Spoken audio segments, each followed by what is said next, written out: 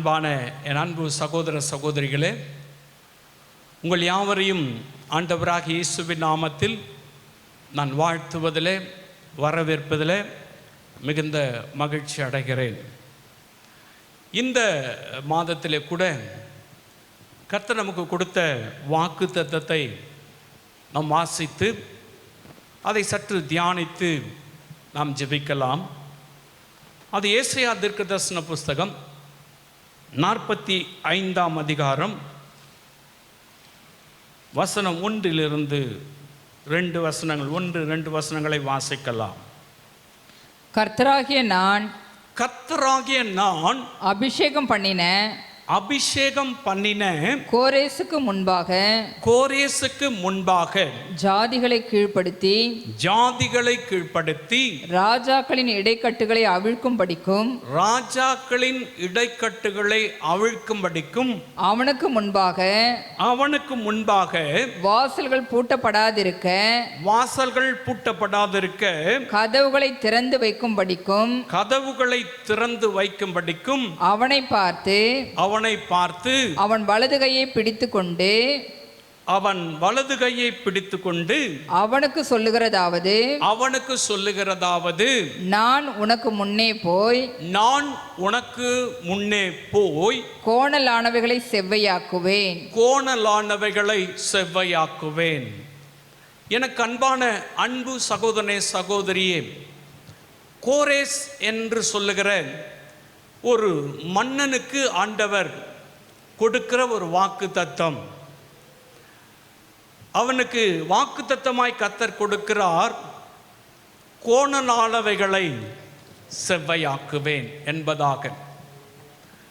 முதலாவது இந்த கோரேஸ் என்று சொல்லுகிற மன்னன் யார்? இந்த கோரேஸ் ஒரு இஸ்ரவேல் ராஜா அல்ல, ஒரு பாரசீக மன்னன். பாரசீக சாம்ராஜ்யத்தினுடைய மன்னன்தான் கோரேசு. இவன் கர்த்தரை அறிந்தவன் அல்ல, ஆனால் ஆண்டவரை ஏற்றுக்கொண்டு கர்த்தரால் அபிஷேகம் பண்ணப்பட்டவனை கர்த்தர் தெரிந்து கொண்டு அவனுக்கு ஒரு திட்டத்தை கர்த்தர் வைக்கிறார். இந்த கோரேசை குறித்து நீங்கள் தானியேலின் புஸ்தகம் 10ஆம் அதிகாரத்தில் வாசிக்க முடியும். பெர்சியாவின் ராஜா கோரேஸ் என்பதாக.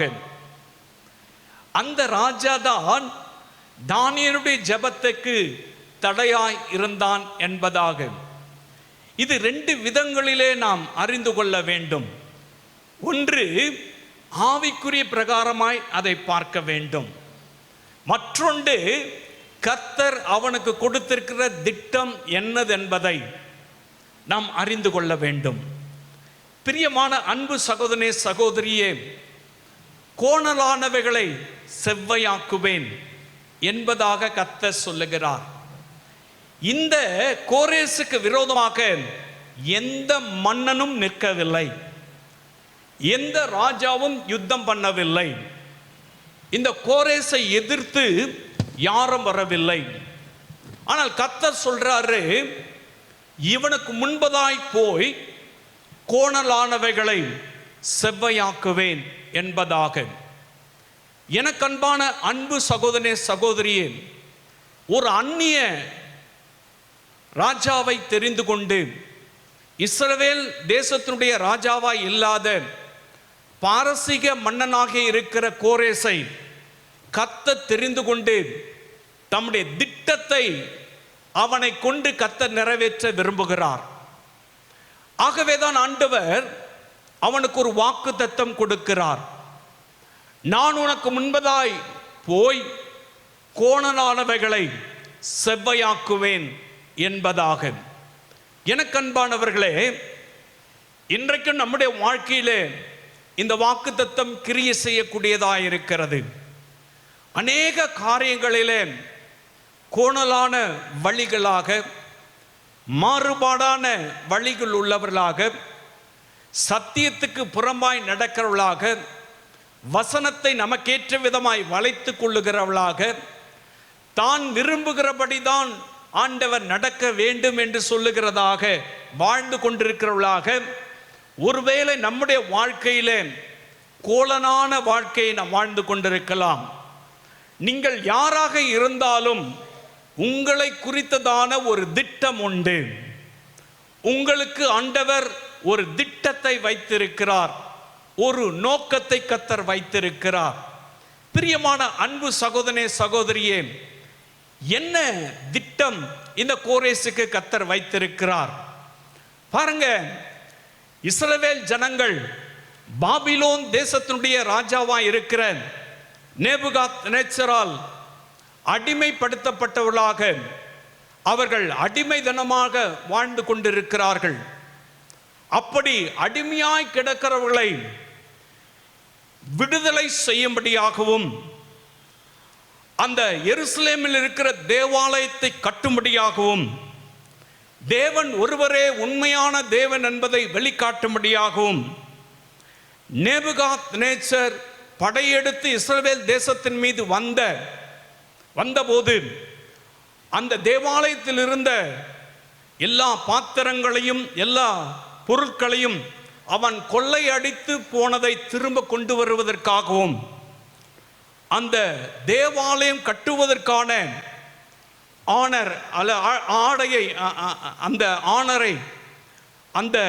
ஆணையை வெளியிடுவதற்காக இந்த கோரேசை கர்த்தர் தெரிந்து கொண்டார். ஹல்லேலூயா.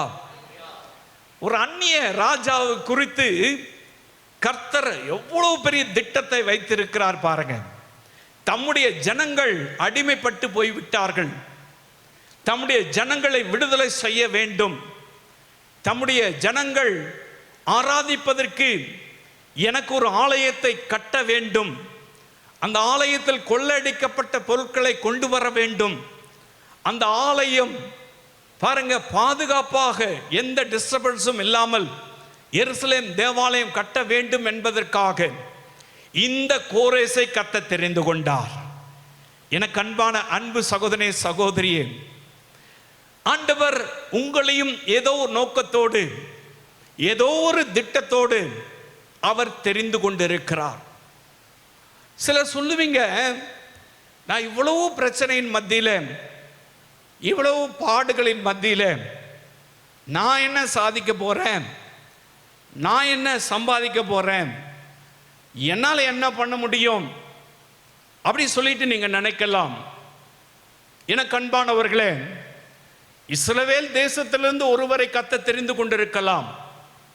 ஆனால் கர்த்தர் பாரசீக மன்னனாகிய இஸ்ரவேலர் அல்லாத புறஜாதியா இருக்கிற கோரேசை கர்த்தர் தெரிந்து கொண்டார். அவனிடத்தில் ஒரு திட்டத்தை கர்த்தர் வைக்கிறார். அந்த திட்டத்தை குறித்து நீங்கள் எஸ்ராவின் புஸ்தகத்தில் 1 அதிகாரத்தில் நீங்கள் வாசித்து பார்க்கலாம். எஸ்ரா 1 அதிகாரம் 1-4 வசனங்களை வாசிக்கலாம். இந்த வேத பகுதி இப்படியா சொல்லுகிறது பாருங்க, வாசிக்கலாம். எஸ்ராவின் புஸ்தகம்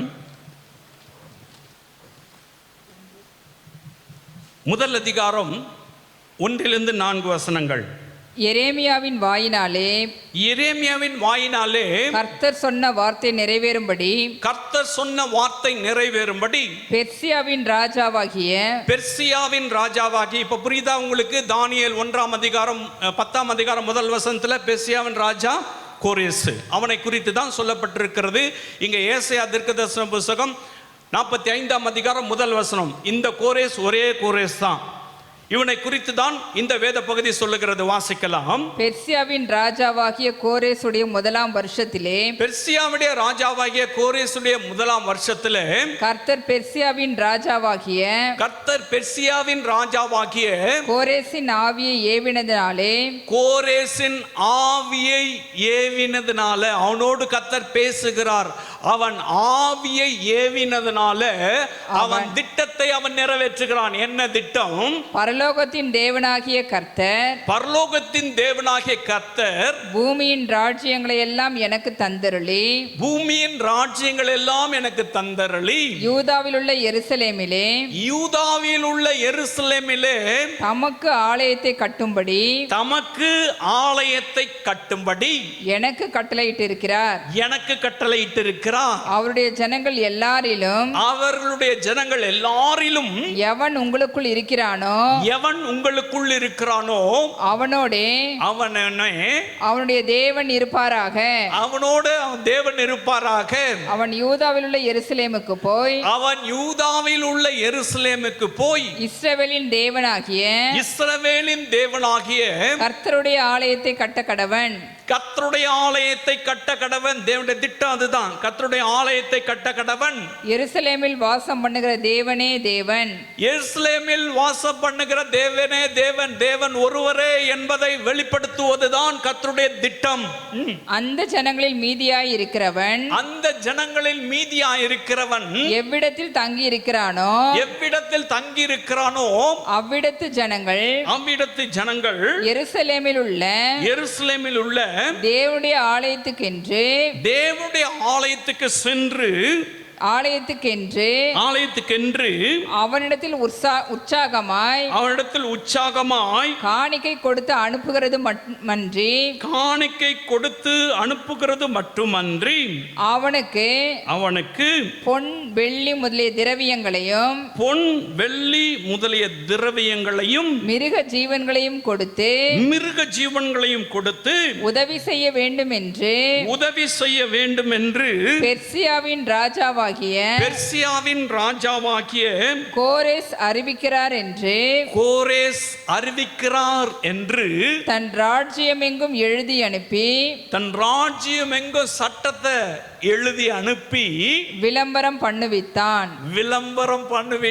இதன் தேவ திட்டம்.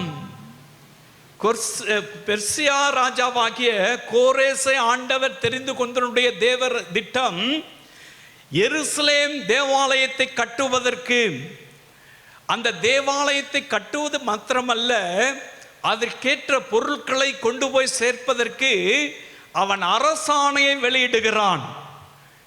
எல்லாருக்கும் எழுதி அனுப்புகிறான், அரசாணையை வெளியிடுகிறான். யார் இதை செய்ய சொன்னார்னா, கர்த்தர் அவருடைய உள்ளத்தில் ஏவி. ஹல்லேலூயா. இதுதான் கோரேசுக்கு கர்த்தர் வைத்திருக்கிற திட்டம். பாருங்க, இந்த திட்டம் இன்னும் கொஞ்சம் நீடித்து பார்த்தோம்னா 7ஆம் வசனத்திலிருந்து 11ஆம் வசனம் வரை வாசிக்கலாம். நேபுகாத்நேச்சார் எருசலேமில் இருந்து கொண்டு வந்து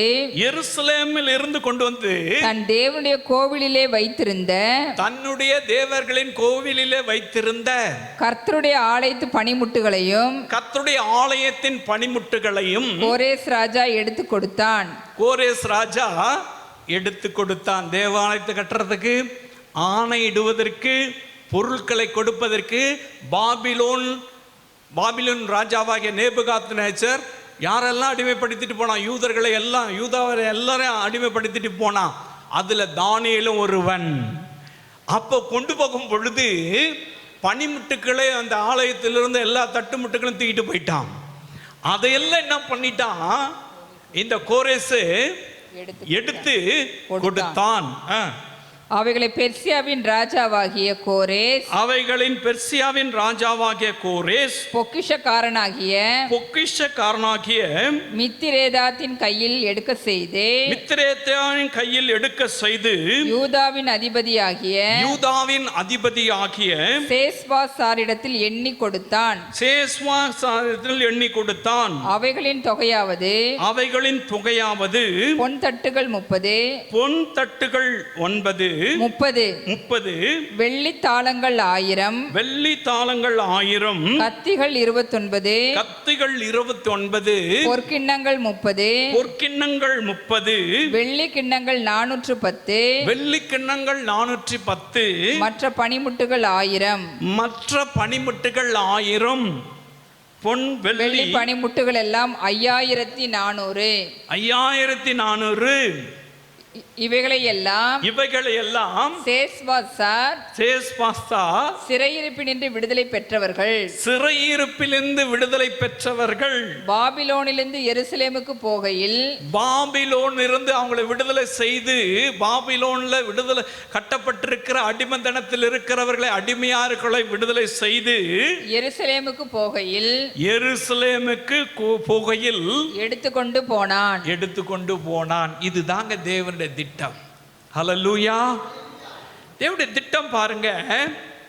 கோரேசை ஆண்டவர் ஏன் தெரிந்து கொண்டார்னா, நான் ஏற்கனவே சொன்னது போல இதையெல்லாம் கர்த்தர் அவன்கிட்ட கொடுத்து எல்லாம் சேஃபா அரசாணையோடு அந்த தேவாலயம் கட்டி முடிக்கப்பட்டது.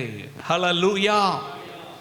அந்த பனிமுட்டுகள் கொள்ளை அடிக்கு கொண்டு போன நேபுகாத்நேசர் என்று சொல்லுகிற பொல்லாத அரசனால கொள்ளையடித்து கொண்டு போகப்பட்ட எல்லா பனிமுட்டுகளையும் எண்ணி எல்லா பொருட்களையும் எண்ணி இவங்க விடுதலை ஆக்கி, இவங்க பாபிலோன் தேசத்திலிருந்து விடுதலை ஆக்கி இவங்களை எருசலேமுக்கு அனுப்பி வைக்கிறான்.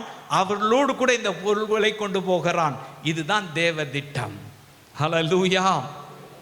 எனக்கு அன்பான அன்பு சகோதரனே சகோதரியே, இன்றைக்கு ஆண்டவர் ஒரு திட்டத்தோடு தான் அந்த வாக்கு தத்தத்தை கொடுக்கிறார். அவர் எல்லாவற்றிலும் ஒரு அர்த்தம் உண்டு. அதனால தான் கர்த்தர் அவனுக்கு சொல்றாரு, நான் உனக்கு முன்னே போய் கோணலானவைகளை செவ்வையாக்குவேன். கர்த்தர் அவனுக்கு முன்னே போனாரா? அவன் இருதயத்தை ஏவினாரா? அவனுக்கு முன்னே போய் தேவ பிள்ளைகளுக்கு, அவருடைய ஜனத்துக்கு கோணலாய் இருந்த அடிமதன வாழ்க்கை, கோணலாய் இருந்த எல்லா காரியத்தையும் நீக்கி அவங்கள விடுதலை செய்து இப்ப எருசலேம் தேவாலயம் கட்டுவதற்கு இவர்கள் பனிமுட்டுகளோடு கூட, பொருட்களோடு கூட, காணிக்கையோடு கூட, வெள்ளி பொன் நகைகளோடு கூட இவர்கள் அடிமையாய் கிடந்தவர்கள் இப்ப பாருங்க கம்பீரமாய் போகிறார்கள். அதுக்கு தான் கர்த்தர் சொல்றாரு, உனக்கு முன்னே போய் கோணலானவைகளை செவ்வையாக்குவேன். ஹல்லேலூயா. கோணலானவைகளை செவ்வையாக்குகிற தேவன். ஹல்லேலூயா. அவருடைய திட்டம் உண்டு. இதை கேட்டுக்கொண்டிருக்கிற உங்களுடைய வாழ்க்கையில கர்த்தருடைய திட்டம் ஒன்று உண்டு. உங்களை குறித்து ஆண்டவர் ஒரு திட்டம் வைத்திருக்கிறார். அது ஏற்ற காலத்தில் அவருடைய உள்ளத்தில் கர்த்தர் என்ன செய்வார்? ஏவி அந்த காரியங்களை செய்ய வைப்பார். எனக்கு அன்பானவர்களே, இந்த தேவ திட்டத்துக்கு விரோதமா எப்பவுமே ஒருத்தன் நிற்பான். இந்த ராஜாவுக்கு விரோதமா யாரும் நிக்கல. அங்க நாங்க தானியேல் 10ஆம் அதிகாரத்தில் வாசித்து பார்த்தீங்கன்னாக்கா, தானியேலுடைய ஜெபத்தை பெர்சியாவின் ராஜா தடுத்தானாம். பெர்சியா ராஜா கிடையாது, அவனுக்கு பின்பதாய் இருக்கிற ஒரு வல்லமை, அவனுக்கு விரோதமாய் நிற்கிற ஒரு வல்லமை, அதுதான் சாத்தானுடைய வல்லமை. அதை தடுத்து நிறுத்தக்கூடிய காரியங்களை, தடைகளை எல்லாம் தகர்த்தெறிந்து எல்லா தடைகளையும் கர்த்தர் மாற்றி அவனுக்கு முன்பதாய் போய் கோணலானவைகளை கர்த்தர் செவ்வையாக்கினார். ஹல்லேலூயா. இப்ப நம்முடைய வாழ்க்கையில, அநேகருடைய வாழ்க்கையில கோணலா இருக்க வாழ்க்கை. ஏன் தான் இப்படி நடக்குதோ தெரியல. நான் நினைக்கிறது ஒன்று, நடக்கிறது ஒன்றா இருக்குது. நான் நல்லா தான் இருக்கணும்னு நினைக்கிறேன், ஆனால் நான் ஏதோ தப்பு பண்ணிடுறேன். என் வாழ்க்கை ஏதோ கரடு முரடா இருக்கு, வளைவு நெளிவா இருக்குது. கொஞ்சம் தூரம் ஏறினா கீழே விழுந்துடுறேன், கொஞ்சம் தூரம் போனாக்கா முள்ளும் கல்லும் என்னை குத்துது அப்படின்னு சொல்லிட்டு ஒருவேளை பல சூழ்நிலைகளிலே உங்க வாழ்க்கையில் நீங்கள் தடுமாறி கொண்டிருக்கலாம். உங்களை பார்த்தா கர்த்தர் சொல்றார், உனக்கு முன்னே போய் கோணலானவைகளை செவ்வையாக்குவேன். பெர்சியா ராஜாவுக்கு முன்பதாய் கர்த்தர் போய் கோணலானவைகளை செவ்வையாக்கினார். சரி, இந்த கோணலான காரியத்தை கர்த்தர் எப்பவுமே நேரான வழியில நடத்துவார். கர்த்தர் நடத்துகிற வழி எல்லாம் செவ்வையா இருக்கும். இந்த கோணலான வழியை உண்டாக்குகிறவன் யார்? உங்க வழியை கோணலாக்கி விட்டது யாரு? உங்க வழியில குறுக்கா மேடு பள்ளங்களை உண்டாக்கினது யாரு? உங்க வழியில பாருங்க முள்ளையும் கல்லையும் போட்டது யாரு? உங்க வழியை அடைத்தது யாரு? உங்க வழியிலே தடையாய் நிற்பது யாரு? என கண்பானவர்களே, நீங்க வேதத்தை தெளிவாய் வாசிக்கணும். வாசித்து பாருங்க. நமக்கு தெரியும், பிசாசு தான் சொல்லி தெரியும். இவன் எப்படி இருப்பான், எப்படிப்பட்ட காரியத்தை செய்வான். வாசிக்கலாம். ஏசாயா தீர்க்கதரிசன புஸ்தகம் 27ஆம் அதிகாரம் முதல் வசனத்தை வாசிக்கலாம். ஏசாயா 27:1. அக்காலத்திலே கர்த்தர் லிவியாதான் என்னும் நீண்ட பாம்பை, லிவியாதான் என்னும் நீண்ட பாம்பு, லிவியாதான் என்னும் கோணலான சர்ப்பத்தையே, லிபியாதான் என்னும் கோணலான சர்ப்பத்தையே கடிதும் பெரிதும் பலத்ததுமான தமது பட்டயத்தால் தண்டிப்பார். பலத்ததுமான தமது பட்டயத்தினால் தண்டிப்பார். சமுத்திரத்தில் இருக்கிற வலு சர்ப்பத்தை கொன்று போடுவார். சமுத்திரத்தில் இருக்கிற வலு சர்ப்பத்தை கொன்று போடுவார். உங்க வழியை கோணலாக்குறது யார் தெரியுமா?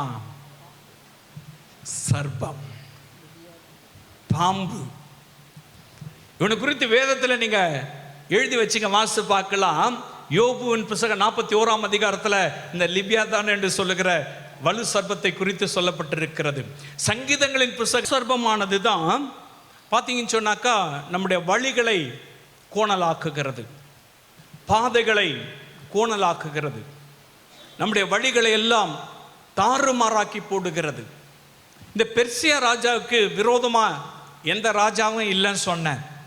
ஆனா அவனுக்கு தடையா இருந்தது வானமண்டலத்தின் பொல்லாத ஆவிகள். அவையெல்லாம் பெர்சியா தேசத்துல தானியேலுடைய ஜெபத்தை கேட்க கூடாதபடிக்கு தடுத்தது. தூதர்கள் வந்து சண்டையிட்டு அந்த பதிலை கொண்டு வந்து தானியேலிடத்துல கொண்டு வந்து சேர்க்கிறார்கள். பாருங்க, வானமண்டலத்தின் பொல்லாத ஆவிகள், இவைகள் வலு சர்ப்பத்தின் ஆவிகள். அது பாம்பு என்பதாக வேதம் சொல்லுகிறது. எனக்கு அன்பானவர்களே, இன்னைக்கு அநேகருடைய வாழ்க்கையில வழியை கோணலாக்குறது சர்ப்பம், பாம்பு தான். நிறைய பேருடைய கனவுல பாம்பு வரும். பாம்பு வருதுன்னு சொன்னாலே உன் வாழ்க்கையில பிசாசு கிரியை செய்கிறான்னு அர்த்தம். பாம்பு வருதுன்னு சொன்னாலே உனக்கு விரோதமாக சூனியம் வைக்கிறாங்கன்னு அர்த்தம். பாம்பு வருதுன்னு சொன்னாலே பிசாசானவன் உங்களுக்கு விரோதமாய் போராடி கொண்டிருக்கான், உங்களை ஏதோ ஒரு விதத்தில் உங்கள் வழியை தாறுமாறாக்கி போட போகிறான் என்பதாக அர்த்தம். அதுதான் அடையாளம். பிரியமானவர்களே, இந்த பாம்பு பாருங்க என்ன செய்யுமா? சாத்தான் எப்படி வழிகளை தடுப்பான்னா, முதல்ல நம்மளை அடிமைப்படுத்துவான், நம்முடைய வாழ்க்கையை அடிமைப்படுத்துவான், பாவத்துக்கு அடிமைப்படுத்துவான். பாருங்க, ஆதாமி மேவாலும் சந்தோஷமா இருந்தாங்க. அப்படி சந்தோஷமா இருக்கும்போது பார்த்தீங்கன்னாக்கா உள்ள ஒரு பாம்பு போச்சு. இந்த பாம்பு போய் அவங்ககிட்ட சொல்லிச்சு, என்ன சொல்லிச்சு? இதை வாங்கி பூசி சாப்பிட்டு நன்மை தீமை அறிந்து கொள்வ அப்படின்னு சொல்லிட்டு அவங்கள பாவத்துக்கு அடிமையாக்குச்சு. பிரியமானவர்களே, இந்த வழியை கோணலாக்குறவன் முதல்ல உன் வழியை அடிமைப்படுத்துவான், ஏதோ ஒன்றுத்துக்கு அடிமைப்படுத்துவான். அது நீங்கள் வச்சுக்கிற ஃபோனாக இருக்கலாம், அல்லது உங்களுடைய பழக்க வழக்கங்களாக இருக்கலாம், அல்லது உங்களுடைய குணங்களாக இருக்கலாம், அல்லது நீங்கள் சாப்பிடுகிற சில பொருட்களாக இருக்கலாம், அல்லது வெவ்வேறு விதங்களிலே பாருங்க ஒரு மனுஷனை அடிமைப்படுத்திடுவான். அதுதான் உங்க வழியை கோணலாக்கி போட்டுருவான். உங்களை அடிமையாக்கிட்டாக்கா உங்க வழி கோணலாக்கிடும். ஹல்லேலூயா. ரெண்டாவது, நான் வேகமா போறேன், இந்த விளக்கி நான் சொல்லணும்னா பவர் மினிஸ்டர் தான் நடத்தணும். எனக்கு அன்பானவர்களை, ரெண்டாவது பாருங்க, இழப்பை உண்டாக்குவான். உங்கள் வாழ்க்கையில இந்த கோணலான சர்ப்பம், இந்த கோணலான சர்ப்பம் உங்க வழியில குறுக்கிட்டு பாருங்க இழப்புகளை உண்டாக்குவான். தேவையில்லாத லாஸ், தேவையில்லாத இழப்பு. ஏதோ ஒன்றத்தை கிளிக் பண்ண போய் மொத்தத்தையும் விட்டுட்டு உட்கார்ந்துப்பாங்க. இது பிசாசு, கோணலாக்கிறது. ஏதோ ஒன்றத்தில் இன்வெஸ்ட் பண்ணாக்கா உனக்கு இவ்வளவு ரூபாய் கிடைச்சிரும் அப்படின்னு சொல்லிட்டு தூக்கிட்டு போய் போடுவீங்க. நீ சம்பாதிச்சு கஷ்டப்பட்டதை தூக்கிட்டு போய் போடுவீங்க. அது மொத்தத்தையும் யாரோ எடுத்துட்டு போயிடுவான். இது உங்க வழியை கோணலாக்குகிற சர்ப்பம். உங்களுக்கு தெரியாது இது ஸ்கேமர்ஸ் வேலை, இது இவங்க வேலை, அவங்க வேலை அப்படின்னு உலக பிரகாரமாக தான் பார்ப்பீங்க. அவனுக்கு பின்னாடி யாரு கத்துனா இந்த வலு சர்ப்பம். ஹல்லேலூயா. இது நம்முடைய வாழ்க்கையில கிரிய செய்யறதுனால்தான் நம்முடைய வழிகள் கோணலாய் போய்விடுகிறது, வழிகள் தாறுமாறாய் போய்விடுகிறது. பாருங்க, இன்னைக்கு ஷேர் மார்க்கெட் என்று சொல்லுகிற அந்த அமைப்புகளில் பார்த்தீங்கன்னாக்கா சொத்தெல்லாம் விற்று போடுறான். வீடை விற்று, எல்லாத்தையும் விற்று, நகை நட்டை எல்லாத்தையும் விற்று அதில் இன்வெஸ்ட் பண்ணி கடைசியில் பாருங்க எல்லாத்தையும் இழந்து அவன் செத்து போயிடுறான். தற்கொலை பண்ணி செத்து போயிடுறான். அந்த ஆத்துமா நரகத்துக்கு தான் போகும். இதுதான் அவனுடைய வேலை. அவன் வழியை கோணலாக்கி அவனை சாகடிக்கிற வேலை தான், இழப்பை உண்டாக்குகிறதா இந்த கோணலான பாம்புடைய வேலை. நிறைய பாம்பு இருக்கு, நான் நிறைய காரியத்தை சொல்ல முடியும். இதில் இப்போ நான் கோணலான பாம்பு மட்டும் சொல்கிறேன். இவன் அப்படி தான் பண்ணுவான். பாம்பு பார்த்துருக்கீங்களா? எப்போ நேராக போகாது. பார்த்துருக்கீங்களா? அப்படி ஸ்ட்ரைட்டாக கோடு போட்ட மாதிரியே போவோம். எங்கன்னா பாம்பு ஃப்ளைட்டு போகிற மாதிரியா வளைஞ்சு வளைஞ்சு வளைஞ்சு வளைஞ்சு போகும். அதுதான் கோணலாக்குறது. ஹல்லேலூயா. உங்கள் வழியை கோணலாக்குறது அவன் தான். இழப்புகளை உண்டாக்கி உங்களை கோணலாக்குவான். மூன்றாவது, தடைகளை உண்டாக்கி. காரணம் இல்லாமல் நீங்கள் செய்கிற காரியத்தில் தடை வரும், நீங்கள் போகிற காரியத்தில் தடை வரும், நீங்கள் எடுக்கிற முயற்சியில் தடை வரும். தடை வருதுன்னு சொன்னால் ஒன்று, ஆண்டவர் உங்கள் காரியத்தை ஏற்றுக்கொள்ளவில்லை என்று சொன்னால், தேவனுடைய சித்தம் இல்லை என்று சொன்னால் தடுப்பார். அப்படி தேவனுடைய சித்தம் இருக்கிறது, அதை நிறைவேற்ற முடியவில்லை என்று சொன்னால் அதை தடுக்கிறவன் கோணலானவன். ஹல்லேலூயா. சர்ப்பமானது தடையை உண்டு பண்ணும். ஒரு மனிதனுடைய வாழ்க்கையில தடையை உண்டு பண்ணும். அதுக்கு தான் கர்த்தர் சொல்றாரு, தடைகளை உடைக்கிறவர் என்று அவருக்கு ஒரு பெயர் உண்டு. நீங்க இந்த ஏசாயா தீர்க்கதரிசன புஸ்தகத்துல 3ஆம் வசனத்துல வாசிங்கனாக்கா, 45:3 வாசிங்கனாக்கா, கோரேசுக்கு கர்த்தர் சொல்றாரு. என்ன சொல்றாரு? வாசிக்கலாம். உன்னை பெயர் சொல்லி அழைக்கிற, உன்னை பெயர் சொல்லி அழைத்த இஸ்ரவேலின் தேவனாகிய கர்த்தர், இஸ்ரவேலின் தேவனாகிய கர்த்தர் நானே என்று நீ அறியும்படிக்கு, நானே என்று நீ அறியும்படிக்கு வெண்கல கதவுகளை உடைத்து, வெண்கல கதவுகளை உடைத்து, இருப்பு தாழ்பால்களை முறித்து, இரும்பு தாழ்பால்களை முறித்து, அந்தகாரத்தில் இருக்கிற பொக்கிஷங்களையும், அந்தகாரத்தில் இருக்கிற பொக்கிஷங்களையும், ஒளிப்பிடத்தில் இருக்கிற புதையல்களையும், ஒளிபீடத்தில் இருக்கிற புதையல்களையும் உனக்கு கொடுப்பேன், உனக்கு கொடுப்பேன். பாருங்க, ஆண்டவர் சொல்றாரு. பாருங்க, வெண்கல கதவுகளை உடைத்து, இரும்பு தாழ்பால்களை முறித்து, அப்படி சொல்லிட்டு வேதம் சொல்லுகிறது. எவ்வளவு பெரிய தடை பார்த்தீங்களா? உலக பிரகாரமாய் ஒரு காரியத்தை அதில் அறிந்து கொள்ள முடியும். இன்னொரு பக்கம் ஆவிக்குரிய பிரகாரமான காரியம். பாருங்க, வெண்கலம் என்பது தடுக்கக்கூடியது. அது சர்ப்பத்தை குறிக்கக்கூடியது, விக்கிரகத்தை குறிக்கக்கூடியது. இந்த வெண்கல கதவுகள் உடைப்பது ரொம்ப கஷ்டம். இப்போ பாருங்க, அந்த நாட்களில் எருசலேம் தேவாலயத்தை மூடணும் அல்லது எருசலேம் பட்டணத்தை மூடணும்னாக்கா பெரிய வெண்கல கதவுகள் இருக்கும். அந்த கதவை சாத்திட்டாங்கனாக்கா அந்த ஊரை மூடிடலாம்.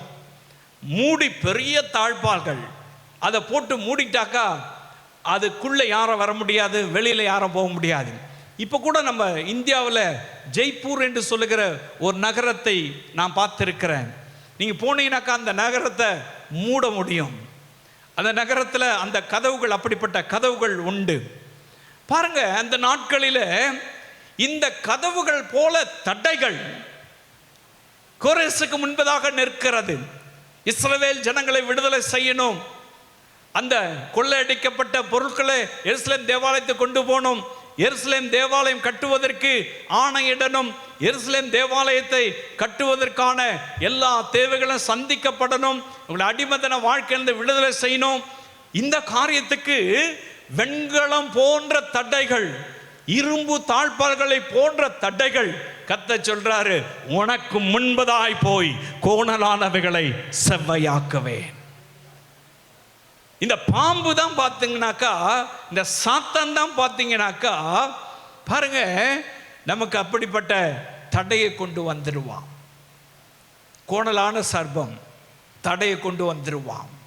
உங்கள் வாழ்க்கையில் கூட தடை வந்திருக்கா? அது ஏன் வந்துச்சுன்னு சொன்னாக்கா, உங்களுக்கு பின்னாடி ஒருத்தன் இருக்கான், கோணலானவன் வழியை கோணலாக்கி உனக்கு தடை உண்டு பண்ணுகிறான். ஹல்லேலூயா. இந்த சர்ப்பத்துடைய வேலை அதுதான்.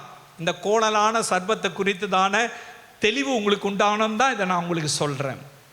இந்த சர்ப்பத்துடைய வேலையே அதுதான், தடையை உண்டாக்குவான். அடுத்து பார்த்தீங்கன்னாக்கா, இச்சிக்க வைப்பான். இவனுடைய வேலையே அதுதான். மற்ற காரியம் நமக்கு உரியதை அல்லாமல், நமக்குரியதை அல்லாமல் வேறொன்றை பார்த்து இது வேண்டும், இது எனக்கு தேவை, இது எனக்கு எடுத்துக்கொண்டால் பரவாயில்ல அப்படின்ற ஒரு ஆசையை உண்டாக்குறது தான் இச்சிக்க வைக்கிறது. ஹல்லேலூயா. ஆதாம் ஏவாள் தனித்தனியா அவங்க அந்த தோட்டத்தில் உலாவிட்டு இருக்காங்க. ஏவாள் தனியா அப்படியே இருக்கும் பொழுது வந்து அந்த பழத்தை காட்டி அப்படியே இச்சிக்க வைக்கிறான். ஹல்லேலூயா. அது பார்க்கறதுக்கு ரொம்ப அழகா இருக்கு, ரொம்ப ஷைனிங்கா இருக்கு, பார்த்தா ருசி மிகுந்ததா இருக்கும் போல இருக்கு. இதையே ஆண்டவர் சாப்பிட வேண்டாம்னு சொன்னாரு. இதை நீ பறிச்சு சாப்பிடு, ஒன்றாகாது, உனக்கு புத்தி வந்துடும், நல்லது கெட்டது உனக்கு தெரிஞ்சிடும் அப்படின்னு பாருங்க அவளை இச்சிக்க வைச்சான். அவ்வளவுதான் முடிஞ்சு. கோணலாக்கிட்டான் வழிய. அந்த தோட்டத்திலே எதையும் நீ பார்க்காதபடி ஆக்கிட்டான், வழியை தாறுமாறாக்கிட்டான். இதுதான் அவனுடைய வேலை, உங்களை இச்சிக்க வைப்பான். அடுத்து அவனுடைய வேலை என்ன பார்த்தீங்கன்னாக்கா, வஞ்சிக்க வைப்பான்.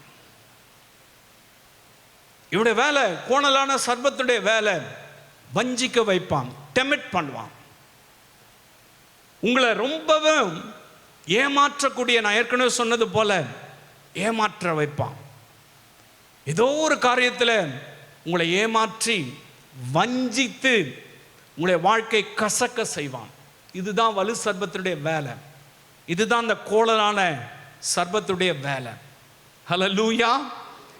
ஏதோ ஒன்றத்தை உங்களை நீங்கள் வஞ்சிக்கப்பட்டுட்டீங்கன்னு சொன்னாக்கா, கடைசி காலத்தில் வேத வசனத்தின் மூலமாகவும் உன்னை வஞ்சிப்பான்.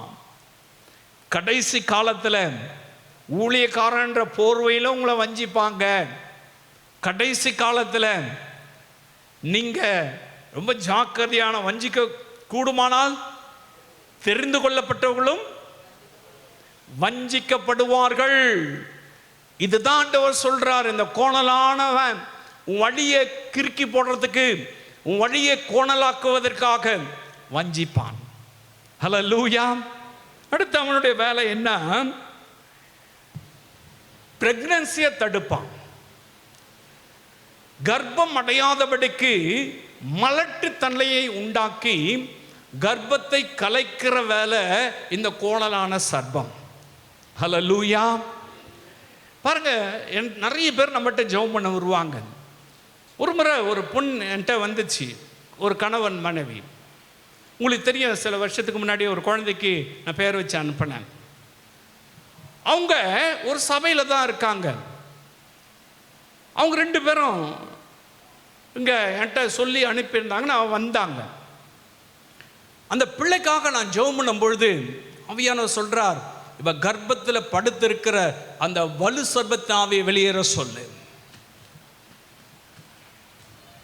இவளுக்குள்ள இருக்கிற அந்த வலு சர்ப்பத்தின் ஆவியை வெளியேற சொல்லு. கோணலாக்குகிற அந்த வலு சர்ப்பத்தின் ஆவியை வெளியே வர சொல்லுன்னு. பாருங்க, நான் கமெண்ட் பண்றேன், அந்த வலு சர்ப்பத்தின் ஆவி அவளுக்குள்ள இருந்து வெளியே வந்துச்சு. விழுந்து புரண்டா, விளக்கழித்து அவளை விட்டு ரிலீஸ் ஆச்சு. அடுத்து 2வது மாதத்தில் அவள் கன்சீவ் ஆயிட்டா. நல்ல ஒரு ஆண் பிள்ளையை கர்த்தர் கொடுத்தாரு. அந்த பிள்ளைக்கு நான் தான் பேர் வச்சு அனுப்பினேன். உங்களுக்கு தெரியும், கிருபையின் கூடாரத்தில் நடந்தது. பிரியமான அன்பு சகோதரனே சகோதரியே, இது எப்படி, இது நம்முடைய சந்ததியை வளர விடாதபடிக்கு, நம்முடைய ஜெனரேஷனை அழிக்கும்படிக்கு பாருங்க. இந்த கோணலான சர்ப்பம் கர்ப்பத்தை தடுக்கும், மலட்டு தன்மையை உண்டாக்கும். சில பார்த்தீங்கன்னா கன்சீவ் ஆயிட்டு கொஞ்ச நாள்ல கலைஞ்சிருச்சு, கர்ப்பம் கலைஞ்சிருச்சுன்னு சொல்லுவாங்க. இது தொடர்ந்து நடந்துட்டே இருக்கும், தொடர்ந்து நடந்துட்டே இருக்கும். இது ஏன் தொடர்ந்து நடக்குதுன்னு சொன்னாக்கா, சர்ப்பத்தின் ஆவி. இது கோணலான சர்ப்பம், இது கோணலான பிசாசு. பிரியமான அன்பு சகோதரனே சகோதரி, கோணலான பிசாசு, அந்த பாம்பு இப்படிப்பட்ட ஜெனரேஷனை அழிக்கக்கூடியதாய் இருக்கும். ஹல்லேலூயா. அடுத்து பார்த்தீங்கன்னாக்கா, பயம் கொண்டு வரும், பயத்தை கொண்டு வரும். பயத்தை கொண்டு வந்து அவன்கிட்ட சொல்லும், மெதுவா நீ இந்த உலகத்தில் இருக்கிற செத்து போன்னு சொல்லும். நிறைய பேர் அப்படி சொல்லுவாங்க.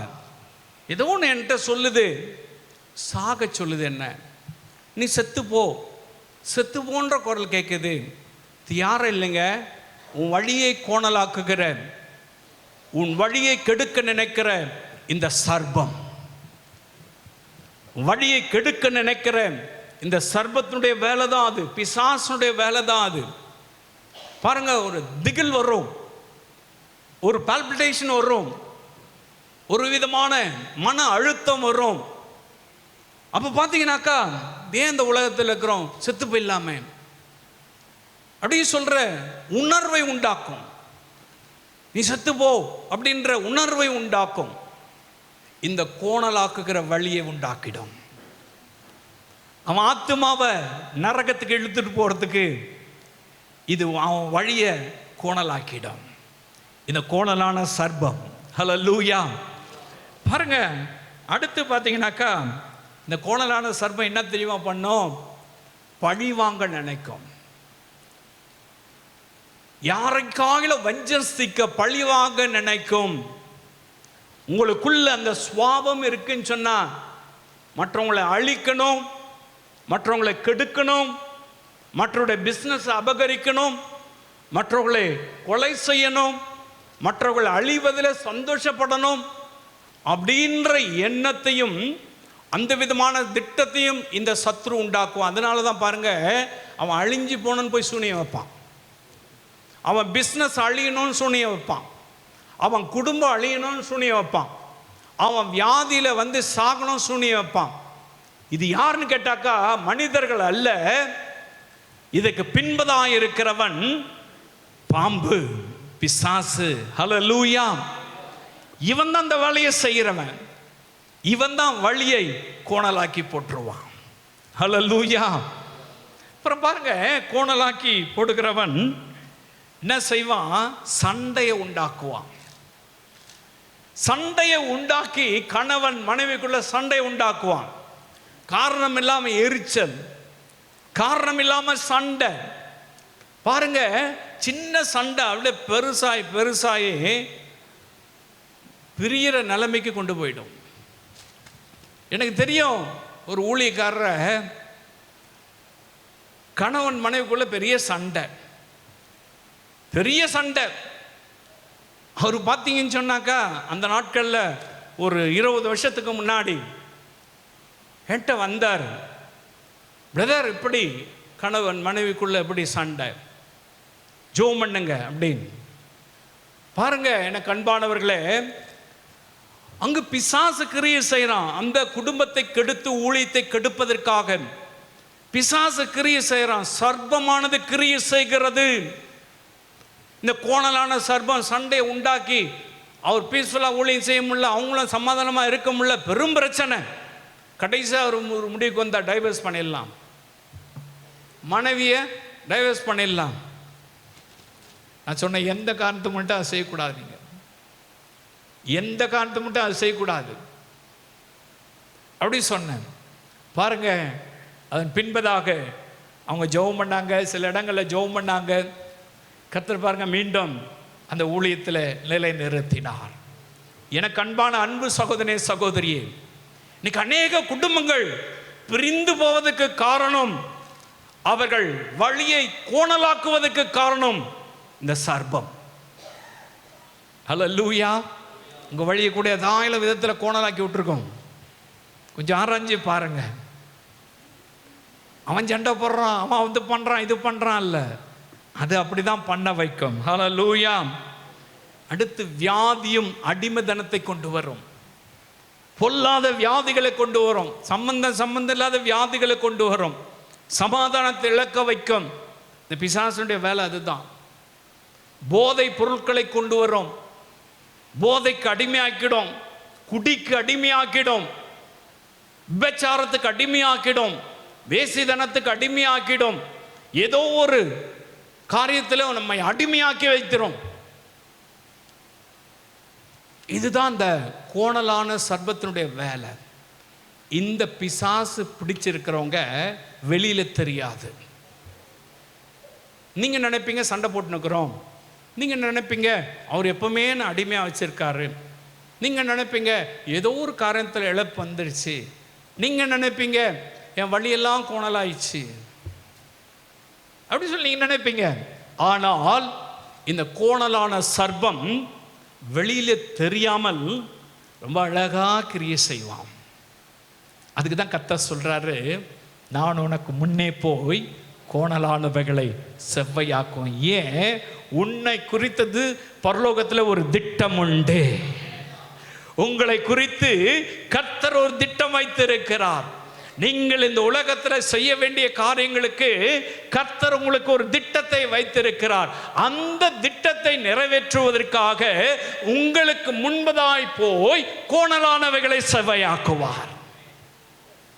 இப்ப நீங்க புரிஞ்சு நிற்பீங்க, ஏன் உங்க வாழ்க்கை கோணலாச்சு, ஏன் வாழ்க்கையில் இப்படிப்பட்ட காரியங்கள்லாம் நடக்குது என்பதை நீங்க புரிஞ்சிட்டு இருப்பீங்க. இந்த கோணலாக்கிறவன் சர்ப்பம், பிசாசு.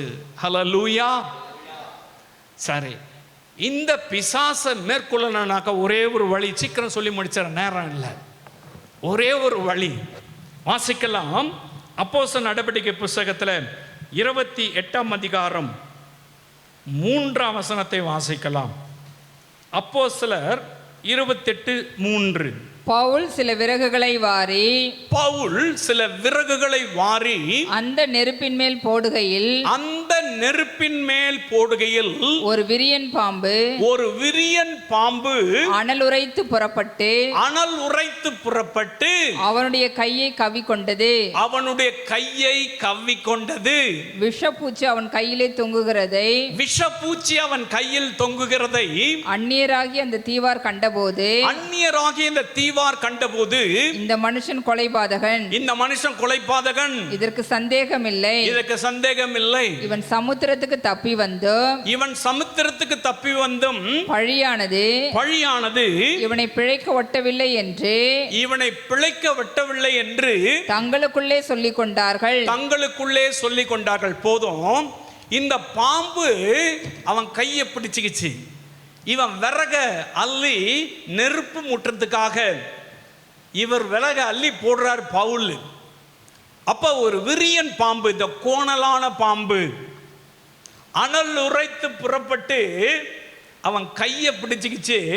பவுல் ஒரே ஒரு காரியத்தை செய்கிறாரு, அதை உதறி நெருப்புல போட்டாரு. ஹல்லேலூயா.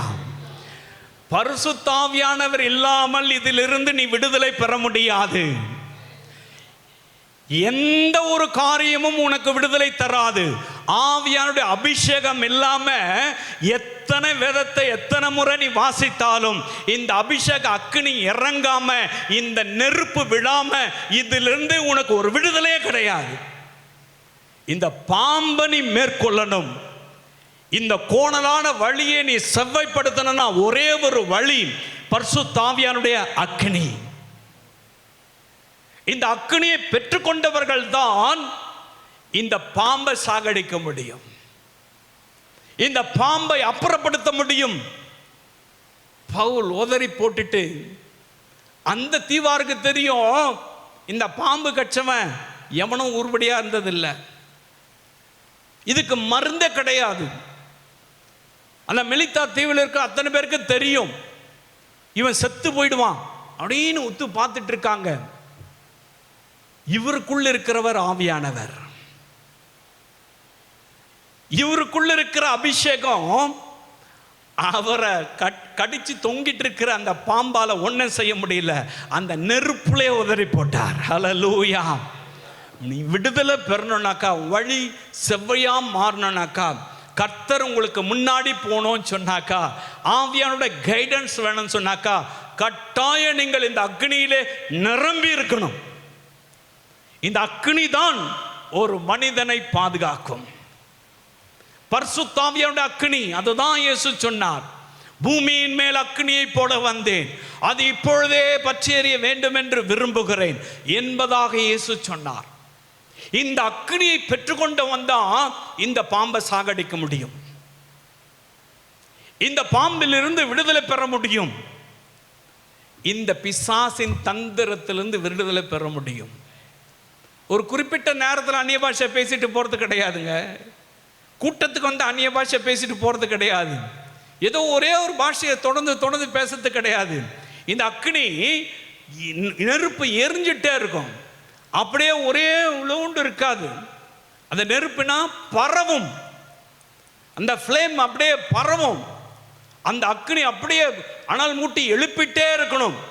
இந்த அக்னி எரிய எரிய எரியதான் அந்த பாம்பின் வல்லமைகள், வலு சர்பத்தின் ஆவிகள், கோணலான பாம்பு உன் வழியை கோணலாக்கினது அத்தனை எரிந்து நாசமாகும். எனக்கு அன்பானவர்களே, நான் நிறைய காரியத்தை சொல்ல முடியும். நிறைய காரியங்களை நீங்க புரிஞ்சு கொள்ளணும். கடைசி காலத்தில் இருக்கிறோம், வஞ்சிக்கப்படக்கூடிய காலத்தில் இருக்கிறோம். நீ அபிஷேகம் பெறாம, ஆவியில நிரம்பாம, ஏதோ வசனத்தை கேட்டோம், ஜெபம் பண்ணோம், அது பண்ணோம் இது பண்ணோம், அதெல்லாம் உங்களை விடுதலை செய்ய முடியாது. அதெல்லாம் விடுதலை ஆக்காது. பரிசுத்த ஆவியானவர் காலத்தில் அந்த அக்னியிலே நீங்க போட்டீங்கன்னா தான் அந்த அக்னி தான் உங்களை ஒன்று சேர்க்கும். அந்த அக்னி தான் பிரிவினையை மாற்றும். அந்த அக்னி தான் உங்க வழியை நேராக்கும். குறுக்கில் இருக்கிற முள்ளெல்லாம் எரிச்சு போடும். அந்த அக்னி தான் உங்க வழியை, பாதையை செவ்வையாக்கும். நீங்க போற பாதையெல்லாம் வெளிச்சம் வீசும். பாருங்க, அதுக்கு ஆண்டவர் அழகான விடுதலையை நமக்கு கொடுத்திருக்கிறார். தெளிவான பதில். அந்த நெருப்பில் அந்த பாம்பை உதறி போட்டான், பாம்பு செத்து போச்சு, பவுலுக்கு ஒன்றும் ஆகலை. ஹல்லேலூயா, ஹல்லேலூயா. நேபுகாத்நேச்சர் காலத்தில் பார்த்தீங்கன்னு சொன்னாக்கா, சாத்ராக் மேஷாக் ஆபேத்நேகோவை கொண்டு போய் கட்டி போட்டு 7 மடங்கு சூளையிலே சூடேற்றப்பட்ட நெருப்புல தூக்கிட்டு போய் போட்டாங்க. அவங்கள கட்டி இருந்த கயிறெல்லாம் எரிஞ்சிடுச்சு. கூட்டிட்டு போய் போட்டவங்க செத்து போயிட்டான். ஆனா இவங்க 3 பேர்ல 4 பேரா அந்த அக்னியில உலாவி வர்றாங்க. அதுதான் பரிசுத்த ஆவியானோட அக்னி. ஹல்லேலூயா, ஹல்லேலூயா. அந்த அக்னி நமக்கு தேவை. இந்த கடைசி காலத்தை வழி நேராகணும்னாக்கா ஆவியானவர் தான் நேராக்குவார். அவர் தான் உங்களுக்கு முன்பதாய் போய் நேராக்குவார். நீ யாரை, எந்த டினாமினேஷன் யார் வேணா இருந்துங்க, அபிஷேகம் இல்லாத மனிதன் இப்படி வஞ்சிக்கப்பட்டு போயிடுவான். கடைசி காலத்துல பிசாசை மேற்கொள்ளணும்னாக்கா ஒரே வரி, பரிசுத்த ஆவியோட அக்னி. இந்த அக்னியை பெற்றுக்கொள்ளாம இந்த வாக்குத்தத்தம் உனக்கு சொந்தமாகாது. ஹல்லேலூயா. வழி கோணலா இருக்குல்ல, அதை நேராக்கணும்ல. ஆவியானவர் நம்மோடு பேசியிருக்கார்ல. எனக்கு அந்த அக்னி வேணும்னு வாஞ்சிக்கிறவங்களுக்கு தான் விடுதலை. இன்னும் ஏராளமான காரியங்களுக்கு நான் சொல்லிட்டே போகலாம், நேரம் இல்லை. எனக்கு அன்பான அன்பு சகோதரனே சகோதரியே, உங்கள் வாழ்க்கையில் இதெல்லாம் கோணலாகுது, எந்த காரியெல்லாம் கோணலாகுது, ஆண்டவர் சபையாக்குறான்னு சொல்கிறார். அவர் முன்பதாக வரணும், அக்னி ஸ்தம்பம் வரணும்.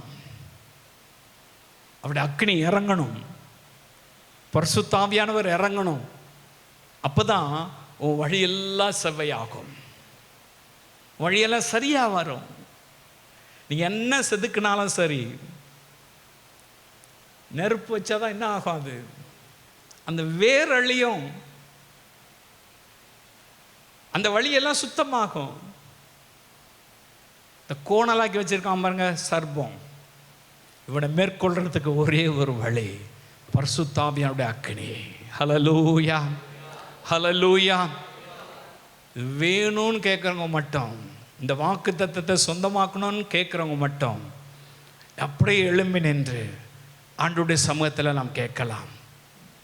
எனக்கு அந்த அக்கினி வேணும். என் வழி இப்படி கோணலாக இருக்கு, என் வழிகளெல்லாம் தாறுமாறாக இருக்கு, எடுத்த காரியத்தில் எதையுமே நான் சக்ஸஸ்ஃபுல்லாக செய்து முடிக்க முடியல, எல்லாம் தாறுமாறாக இருக்கு அப்படின்னு சொல்கிறவங்க, அப்படியே நீங்கள் அங்கலாய்த்து கொண்டிருக்கிறவங்க இயேசுவை நோக்கி பார்த்து கேட்க ஆரம்பிச்சிருங்க. இந்த சோஷியல் மீடியாவில் மூலமாய் பார்க்கிற ஒவ்வொருவரோடு கூட நீ பேசியிருக்கிறபடினால் உம்முடைய அக்கினி அவர்கள் மீது விரங்கட்டும் இயேசுவின் நாமத்தில். ஆவியானுடைய பிரசன்னம் அவர்களை நிரப்பட்டும் இயேசுவின் நாமத்தினாலே. கோணலாக்கி வைத்திருக்கிற அந்த சர்ப்பம் எரிந்து நாசமாகட்டும். உம்முடைய பிள்ளைகள் ஆசீர்வதிக்கப்படட்டும்.